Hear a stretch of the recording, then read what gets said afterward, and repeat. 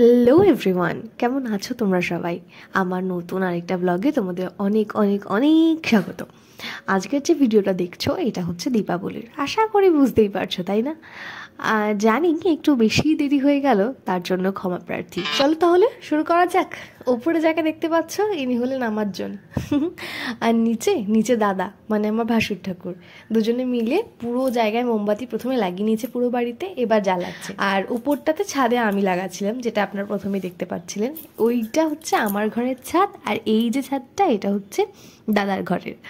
তো এখানে এগুলো সব আমি লাগালাম, কিন্তু ওটা টপকে যেতে হয় আর একটু ন্যাড়া ছাদ টাইপের আমাদের ঘরেরটা, তো আমার একটু ভয় লাগছিল, তাই ওটা আমার বড়মশাই করে দিয়েছে। আর এই যে হ্যাঙ্গারটা দেখতে পেলেন, এটা আমাদের বাড়ির নতুন সদস্যের, একদম নতুন সদস্যের।